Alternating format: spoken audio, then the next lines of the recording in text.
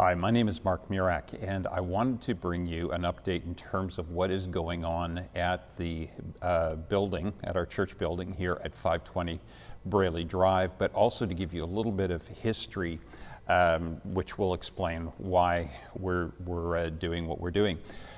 Back in 2002, 2003, as I was driving by this building, it was empty at the time. The other church had moved.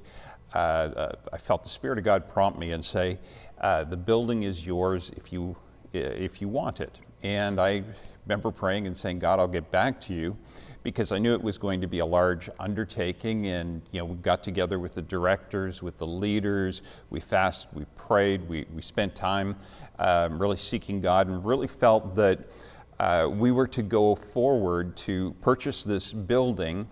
Not to have a bigger building, but to have a tool that would facilitate us being able to help advance the kingdom of God in this city. That we simply look at the building. The building is not the church. The building is just a building where the church gathers. And I'm so thankful that we did it, because especially this past year, even now with having two churches meeting here, and we've been able to host so many different things here, including as an election polling station, different things just to serve our community. But so to back up, when we decided to go forward and purchase the building, there was already a developer who had was going forward to purchase it. And he was going to turn the church building into a banquet hall, and he was going to then also build condominiums around it.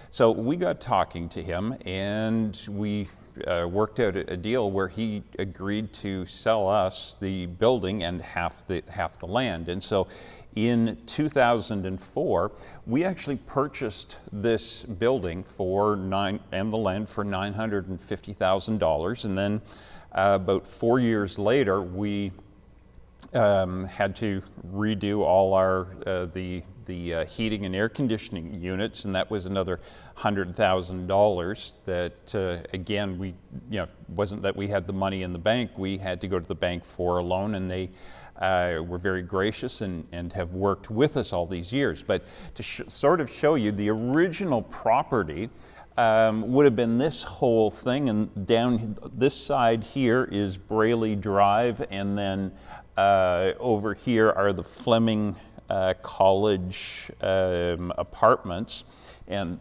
there's the church building.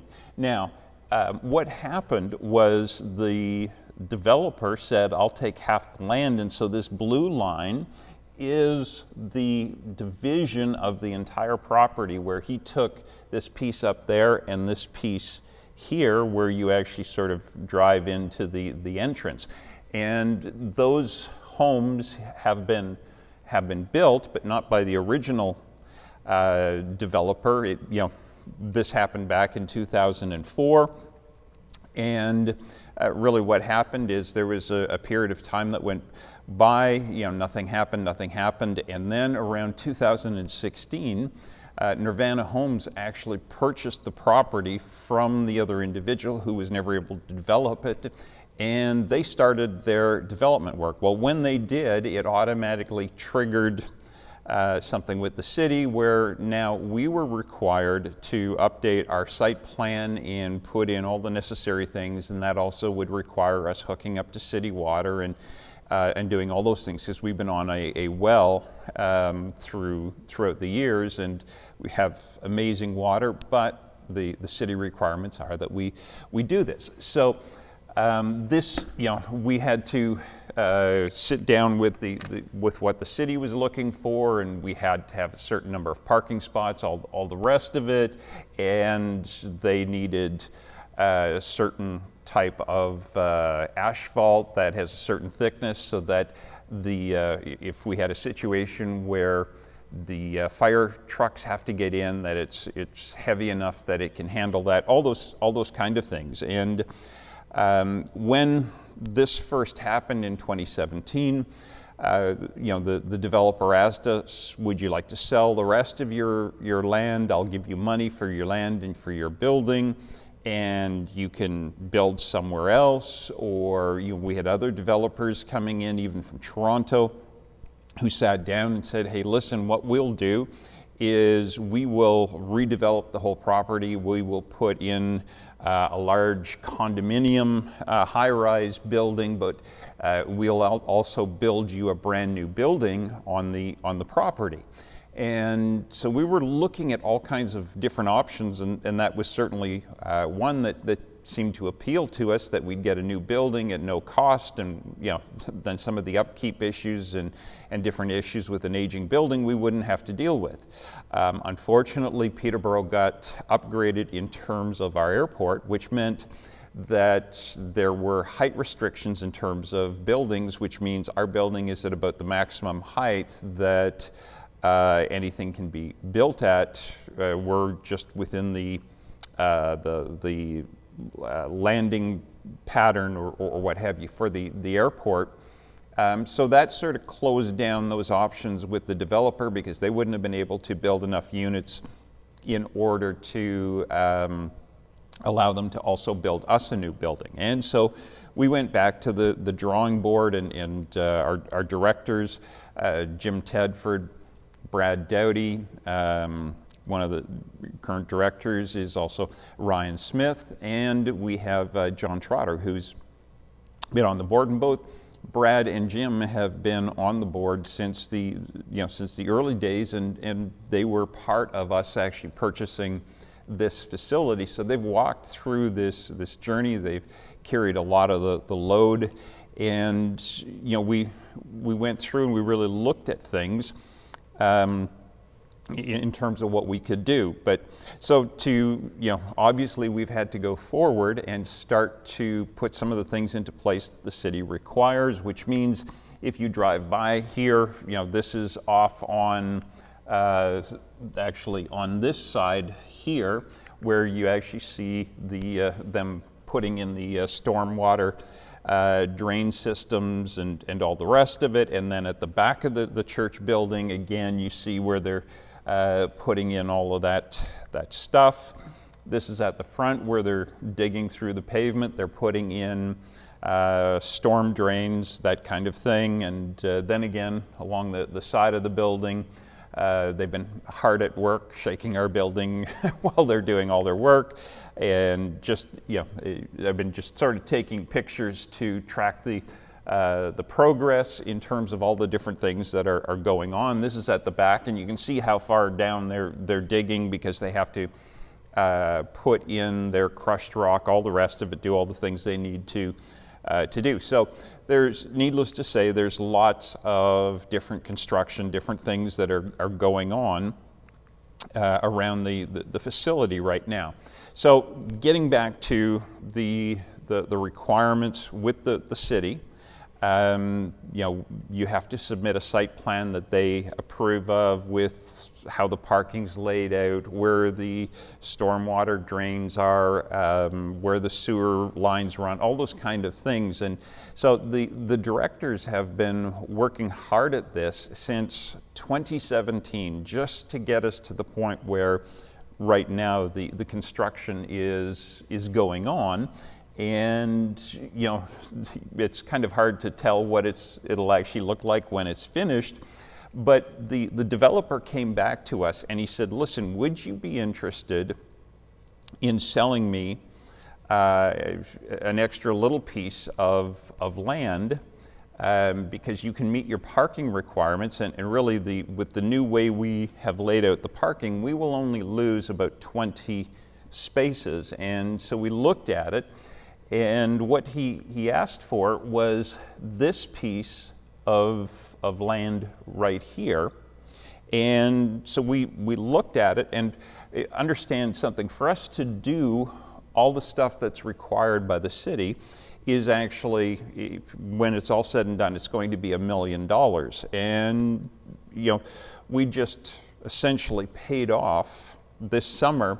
We finally paid off our mortgage completely, and we paid off the loan completely. So we've been completely debt-free for a few months. And really our heart was not to pass on debt to the next generation, that we wanted to actually leave the next generation with an asset that we've done the work of doing all this, that they can really start to focus in and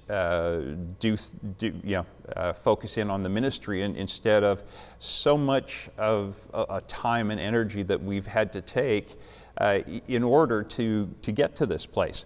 So we, the directors prayed, we talked about it, we talked with the builder and looked at it and talked with the lawyers. We agreed to sell them that extra piece of land, and so they'll actually have two buildings. And again, here's our church building over here. There will be, the parking will sort of go all around the building now instead of just out in the front. But what it will do for that little piece of land, we will actually get $680,000 from the developer. And so again, just going back, we purchased for $950,000 back in 2004, 2008. We put in the new HVAC system, but to now do the work we need to, just to put in the storm drains, the sewer, the asphalt, the new sidewalks, the curbs, we're looking at $800,000. Then connecting up to city water is another $22,000. To hire the engineering manager and to do all the testing stuff that's required, $34,000. There's some foundation repair, and there's regrading of things that we need to do, which is another $25,000. And then by the time we finish what the city requires for landscaping, there's another $30,000.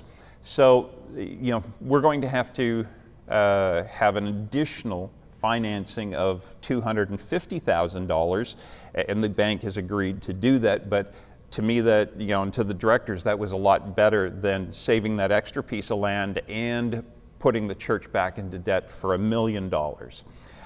So far, we've actually paid $40,000 in engineering fees just to get to the point before actually putting any equipment on here and digging any dirt. So it's been a long process just to get to this place. But that's why we're doing this. It's not because, we want to have a nice, pretty looking parking lot and we want to spend all this money just to make things look nice. The directors, myself, our leadership team all look and go, there's a lot better ways that we would rather spend money, but sometimes the city mandates what you have to do, and it's just part of the process.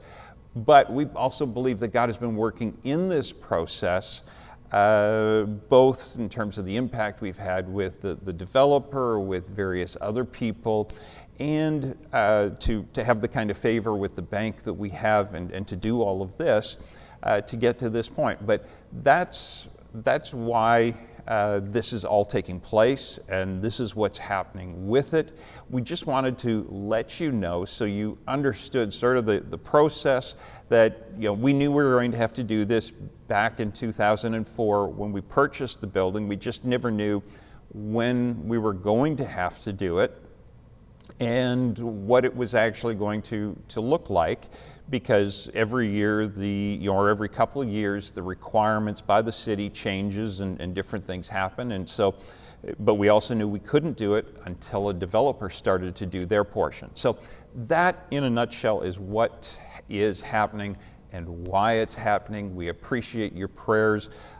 We're so thankful for your ongoing financial support, because back since 2004, we continued to generously give to all kinds of causes. In fact, we probably have given as much as we've paid in terms of our mortgages. So, we've always been committed to financially supporting other ministries and other causes and different things, and to be generous. And that is only because of your generosity. So I just wanted to take a moment and say thank you for your generosity. Thank you for sort of being part of this family, and that together I believe we're we're just getting to the place where we're really going to be able to move forward. I'm excited about the many ministries and things that God is opening up, the things that He is doing for us as a church, where I believe we're going to make a real impact on this in this city in the next period of time. So thank you. God bless.